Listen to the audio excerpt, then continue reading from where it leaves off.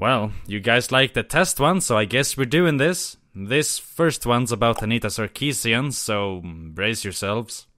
There's an anecdote at the start of the video that sets up the character of Angry Jack. He is the strawman target of all the arguments put forth in the series.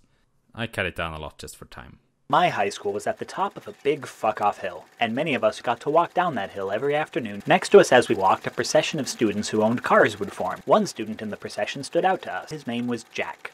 Jack was the angriest stranger I had ever seen. He would look out his window and sneer at us, and as he pulled ahead, making his way down the hill towards the stoplight, we would call after him, "Why are you so angry?" But maybe Jack had a really good reason to be upset. Maybe he was beaten if he came home too late and he was fucking angry at the traffic for being so fucking slow because his dad was gonna kick the shit out of him. More likely he was just angsty, because that's what teenagers do. But you know, you could at least try to imagine him complexly. When I spend too much time on the internet and see people, mostly young men, spewing and weirdly directing an incomprehensible anger, I remember Angry Jack.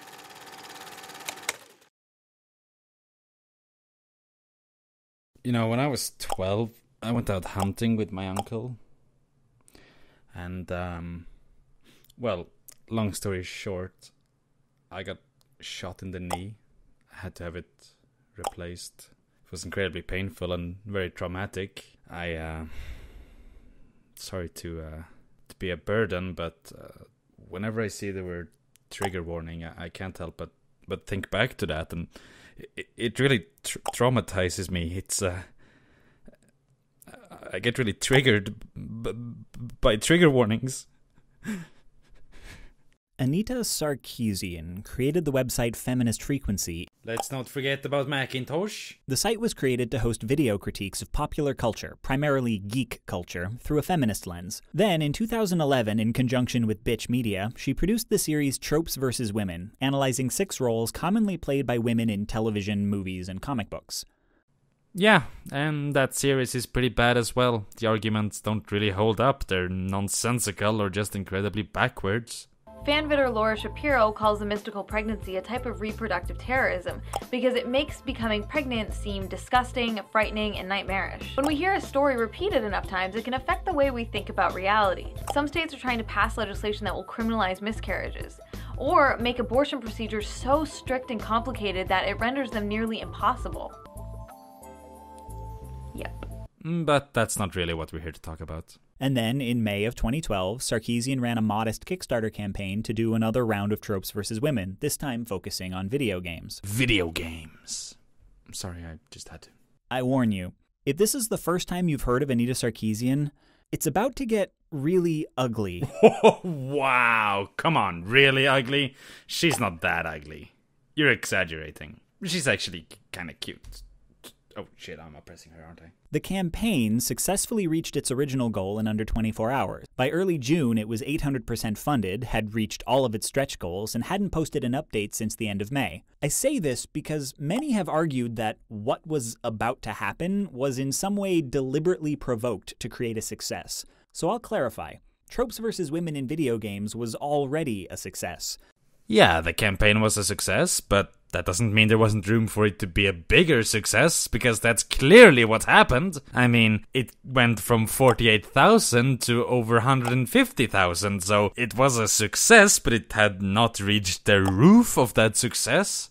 So could there have been some sort of provocation in order to make the success a gigantic success? Yeah, there could have been. Is there any evidence to that effect? No, not really. But nonetheless, whatever point you're trying to make doesn't make any sense. You're saying because they had made 48,000, they wouldn't have any incentive to try to make more money? Because that's not really how people work. When you see something that's working, like you're making a lot of money, why wouldn't you try to promote it further to make even more money? It would have been really stupid of them not to, right?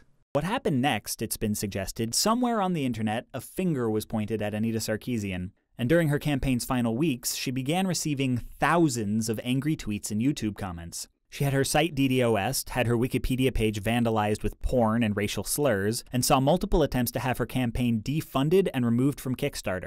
Oh yeah, there's no doubt about that. There was an absolute flurry of hate and harassment directed towards Anita. And that's just not cool. People were being dicks. Yeah, then again, people online are always dicks. You know, it's been kind of a slow day today, so I've only been told to kill myself, 3 times. Sarkeesian is hardly in a unique position. Everybody on the internet gets harassed, no matter how big or how small they are, but that doesn't mean it's acceptable. If you've ever told someone to go kill themselves or wished that they got cancer, you're basically scum.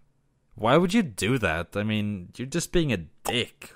Just because you disagree with someone doesn't mean you get to be an asshole about it.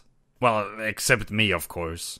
I'm very curious, though, out of these thousands and thousands of YouTube comments and tweets that Anita received that were, legit death threats and shit like that, why did you pick this picture? 2 of these comments are absolutely, completely inoffensive. Syntonism is simply giving his opinion. He doesn't seem to think that sexism is a big issue in the gaming industry, and it actually just boils down to developers being lazy.